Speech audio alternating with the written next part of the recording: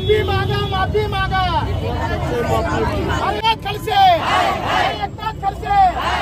जलगांव में बीजेपी ने राष्ट्रवादी कांग्रेस पार्टी शरद पवार गुट के विधायक एकनाथराव खड़से के खिलाफ विरोध प्रदर्शन किया। ये विरोध प्रदर्शन खड़से द्वारा रूपाली चाकणकर के बारे में दिए गए एक बयान के विरोध में किया गया। इस दौरान बीजेपी कार्यकर्ताओं ने खड़से की तस्वीर पर स्याही डालकर उनका विरोध जताया। विरोध प्रदर्शन में माफी मांगो एकनाथ खड़से माफी मांगो और एकनाथ खड़से हाय हाय जैसे नारे लगाए गए। हैरत करने वाली बात तो ये है कि रूपाली चाकणकर जो खुद राष्ट्रवादी कांग्रेस पार्टी से है और महायुति के इस आंदोलन से उनके पार्टी की पदाधिकारी दूर रही।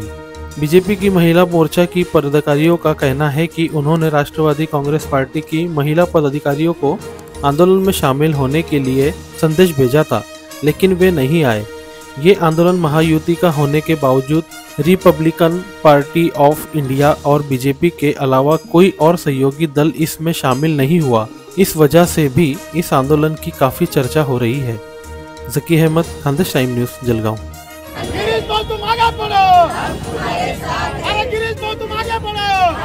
आम्ही नाथाभाऊ यांच्या पुतळ्याला काळं फासलाय सर्व महिलांनी, महायुतीच्या महिलांनी मिळून। कारण की त्यांनी महिला आयोगाच्या अध्यक्षा आपल्या रूपालीताई चाकणकर यांच्याबद्दल त्यांनी अपर्याय वक्तव्य केले आहेत।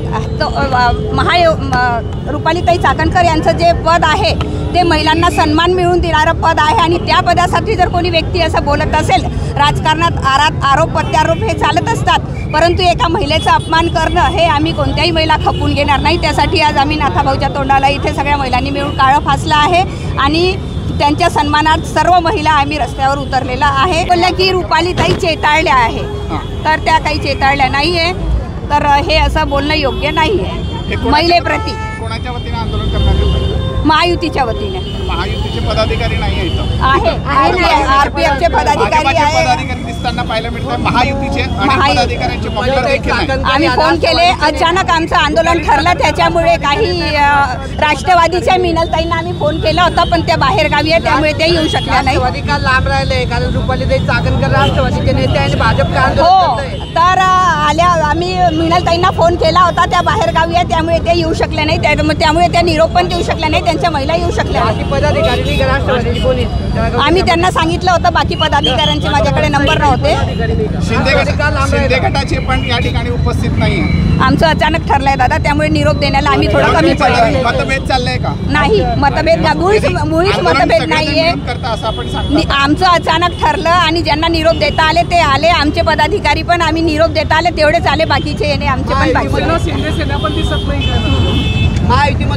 निरोप देण्याला आम्ही थोडंसं कमी पडलो आहे। आंदोलन अचानक ठरलेलं होतं। आरपीएफ आणि आपला भाजपा। धन्यवाद।